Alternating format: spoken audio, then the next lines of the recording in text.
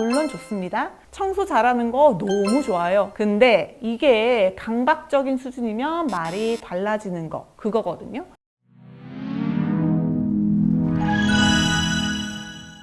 안녕하세요. 제법하는 안변, 이혼 전문 변호사 안수연입니다. 제가 이혼 전문 변호사로 사건을 많이 처리하다 보면 이혼하는 남자들 많이 보고 듣게 되거든요. 제가 봤을 때 이혼 당하는 남자들 공통점이 있어요. 이 영상을 보시는 분들 중 결혼하기 전에 내 남자친구가 혹시 여기에 해당되지는 않는지 체크만 잘 해보셔도 행복한 결혼 생활 하실 수 있을지 않을까? 그런 생각이 들어서 오늘 영상을 찍게 됐습니다. 본격적인 영상에 앞서서 구독과 좋아요 부탁드리겠습니다. 어떤 남자들이 보통 이혼을 많이 하냐면요. 첫 번째, 친구와 술을 좋아하는 남자였습니다. 이게 어떻게 보면 당연한 거예요. 결혼하기 전에는 친구도 많고 술도 굉장히 잘 마시는 남자가 성격 굉장히 호탕하고 매력적으로 보일 수도 있어요. 연애할 때는 상대방에 대한 콩깍지 씌워져 있는 상태니까 같이 만나서 데이트하고 친구들도 같이 어울리고 술자리도 너무 재밌고 다 좋아 보일 수 있는데, 친구와 술을 좋아하는 남자가 결혼한 후에 갑자기 술자리 끊고 친구도 안 만나고 오직 가정에만 올인할 수 있을까요? 그런 경우가 있을 수는 있지만 거의 어렵다고 보아야 합니다. 결혼 전 남자친구의 모습은 남편의 미래 모습이라고 생각하셔야 돼요. 결혼하고 나서도 심한 경우에는 아내가 임신을 해서 만삭인데 친구들 모임 가서 연락 두절되고, 아내가 막 진통이 와서 혼자 택시 불러서 병원 가고, 술 마시느라고 아이가 아파 막 열이 펄펄 나는데도 연락 전혀 안 돼서 아내가 발을 동동 구르는 사례도 있었습니다. 그럼 이후에 정신 차렸느냐? 이거 절대로 정신 못 차리거든요. 또 술 마시고 친구들 모임 가고 아내나 아이들 뒷전인 거죠. 이것 때문에 부부싸움 많이 하는데, 이런 남편들 본인들은 절대 잘못하고 있다고 생각 안 하거든요. 내가 일하고 스트레스 받고 이런 거 나 친구들하고 술 마시면서 풀겠다는데 그게 왜 문제야? 하면서 오히려 큰 소리 치기도 합니다. 자, 두 번째 남자 유형은 결벽증이 심한 남자입니다. 연애 땐 늘상 깔끔하게 이렇게 옷 입고 차를 타도 좋은 냄새만 나고 흐트러진 모습 절대 볼 수 없으니까, 와, 이 남자 자기 관리 잘한다, 결혼하면 가사일도 같이 잘해주겠다, 이렇게 매력을 느꼈는데, 이거 웬걸? 결혼하니까 방바닥에 떨어져 있는 머리카락 한 올까지도 용납을 안 한다는 거죠. 깔끔한 거 물론 좋습니다. 청소 잘하는 거 너무 좋아요. 근데 이게 강박적인 수준이면 말이 달라지는 거, 그거거든요. 아내한테 계속 잔소리하고 너무 높은 수준의 청소를 요구해서, 예를 들면 제가 봤던 케이스에서는 집안에서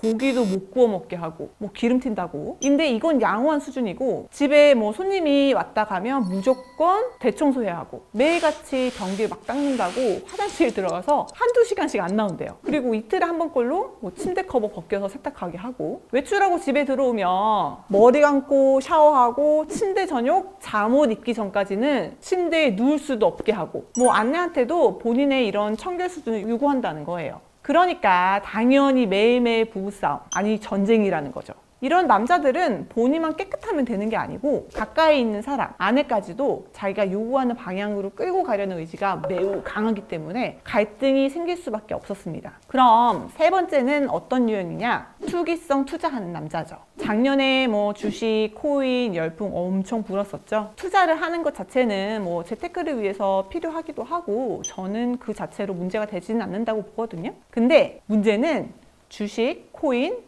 도박 등으로 한 번에 큰 돈 한 번 만져본 남자는 만약 그 자산이 무너질 경우에 평범한 일을 하지 못하는 경향이 있다는 겁니다. 제가 만났던 의뢰인의 남편의 경우에도 주식으로 크게 돈을 벌었어요. 처음에는 쉽게 큰 돈이 벌리니까 너무 얼떨떨하고 좋았대요. 근데 그 남편이 그 이후로 밤낮 가릴 것 없이 주식 창만 계속 쳐다보고 있고, 본업에는 게을리하고, 또 주식이라는 게 오를 때도 있고 떨어질 때도 있는 건데, 떨어지는 날에는 온 가족이 숨죽이고 있어야 한다는 거죠. 그게 너무 싫었는데 어느 날 남편 앞으로 무슨 독촉장 같은 게 날라오는데, 이게 각종 대출을 아내 몰래 다 받아놓은 거예요. 그것 때문에 결국 가정의 불화가 끊이지 않아서 이혼을 하게 되셨어요. 마지막으로 네 번째 남자 유형은 마마보이입니다. 이건 사실 더 이상의 설명은 불필요한 유형인데요. 제가 결혼하기 전에도 이야기 정말 많이 들었어요. 주변 언니들이 남자 결혼하면 7배 효자 된다. 절대 효자랑 결혼하면 안 돼? 이런 얘기 많이 했거든요. 그래서 제가 왜 7배야? 라고 물어보니까 우리가 보통 과장할 때 10배, 뭐 100배 이런 얘기 많이 하잖아요. 그래서 10배 효자 된다라고 하면 네가 그냥 우스갯소리로 들을까봐 현실적으로 진짜로 결혼하기 전보다 결혼 후에는 더 효자가 된다는 이야기를 강조하고 싶어서라고 하더라고요.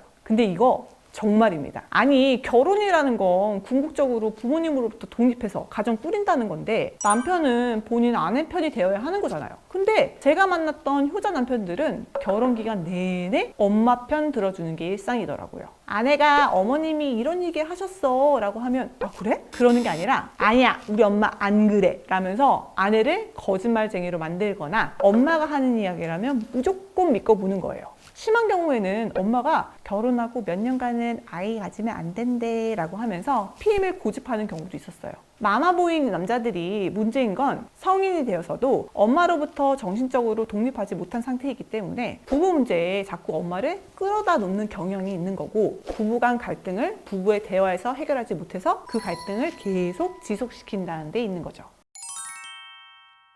오늘은 제가 이혼소송 진행하면서 보았던 정말 결혼하면 후회하게 된 남자들에 대해서 이야기해봤는데요. 물론 이런 성향이 있다고 해서 무조건 이혼을 하는 건 아닙니다. 이런 성향이 있어도 행복하게 잘 사는 분들도 많고요. 제가 말씀드리는 건 어쨌든 확률에 의한 통계이기 때문에 혹시 내 남자친구한테 이런 성향이 보인다 하시면 혼자만 고민하지 마시고 주변 사람들과 많은 이야기 나눠보시고 신중하게 결혼 결정하셨으면 좋겠습니다. 이번 영상은 여기까지고요. 오늘 영상이 도움이 되셨다면 구독과 좋아요 부탁드립니다. 다음 영상에서도 도움되는 주제로 준비하겠습니다. 영상 끝까지 봐주셔서 감사합니다.